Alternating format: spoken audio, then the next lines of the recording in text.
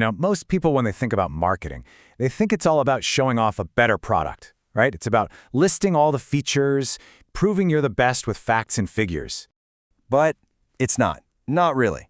In fact, if that's all you're doing, you're missing the entire point. It's like staring at one tiny piece of a puzzle and thinking you've seen the whole picture. The reality is so much bigger, and honestly, a lot more interesting. Because real marketing, the kind that builds those brands we all know and love, well, it's all about changing what people think, how they feel, and ultimately, what they actually do. And today, we're going to pull back the curtain on the science behind that change. Welcome to our explainer on persuasion, how marketing actually changes minds. So here's the plan. We'll kick things off with the persuasion triad. Then look at the winding path to purchase. We'll explore the two main ways to influence people, see how it all works in the real world, and wrap it all up with a simple persuasion playbook.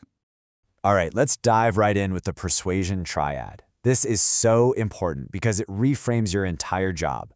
You're not just an informer. You're here to fundamentally shift a customer's state of mind. So what is persuasion? Well, it's a deliberate effort to move someone across three key dimensions: what they think, how they feel, and what they do. See, just giving information creates awareness. Great, they know you exist, but that's it.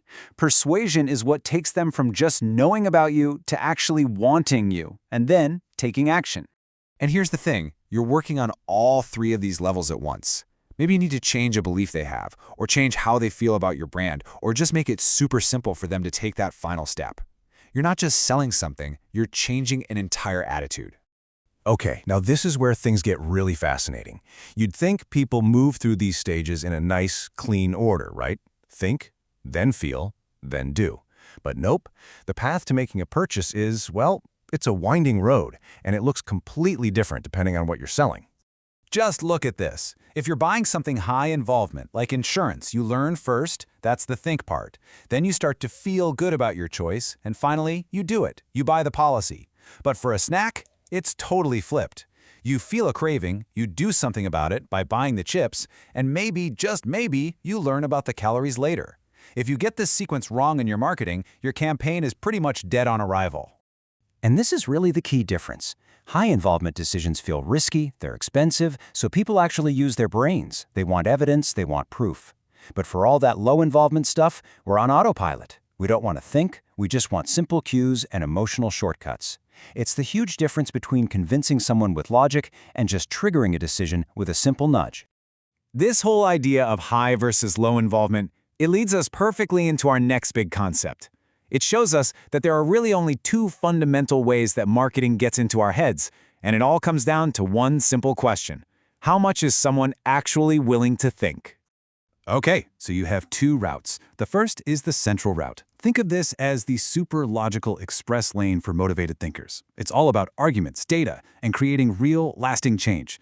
But then there's the peripheral route. This is the scenic, winding road for pretty much everyone else. It relies on simple cues, cool visuals, catchy music. And here's the absolute killer insight. If your audience isn't in thinking mode, your brilliant, logical argument is completely useless. They'll just default to the simple peripheral cues every single time. Let's make this real. Picture a classic Tide ad, right? It's got that side-by-side comparison showing you proof that it gets clothes whiter. That's a perfect central route appeal. It's giving you logical evidence. Now look at this Grubhub ad. This is pure peripheral route. There is no argument. It's just a memorable, bright color and a super simple rhyme. Grub-hub. It's designed for your brain when it's lazy, not when it's ready for a debate. So the million-dollar question is, how do we actually use all this theory? Well, the answer sounds simple, but it's where the real magic happens. You have to perfectly match your message to the consumer's decision-making moment. And this table really lays it out. If it's a high-involvement decision, you've got to bring the proof. If it's an emotional purchase, you tell stories that connect to who they are. And for pretty much everything else, all those low-involvement, everyday things, you just need simple, memorable cues that are easy to spot and hard to forget. And that's the real secret, isn't it? Great persuasion isn't about being louder or cramming in more features. It's about being perfectly, beautifully aligned with how your customer's brain is actually wired to make that specific decision. All right, let's lock all this in. I want to leave you with a simple playbook so you can start putting these ideas to work. First, let's talk about why so much marketing just fails. It's almost always for the same reasons. They're trying to have a logical chat with an emotional buyer. They're throwing way too much information out there. There's zero emotional connection. And maybe the biggest sin of all, they just assume people care way, way more than they actually do. So, how do you get it right? Just remember these core truths. Logic is your friend, but only when people are actually willing to think.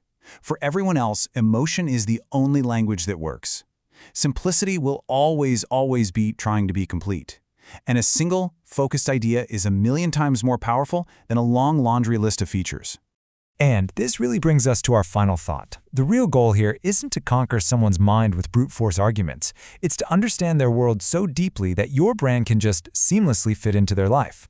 Persuasion isn't a battle to be won. It's about creating a perfect fit.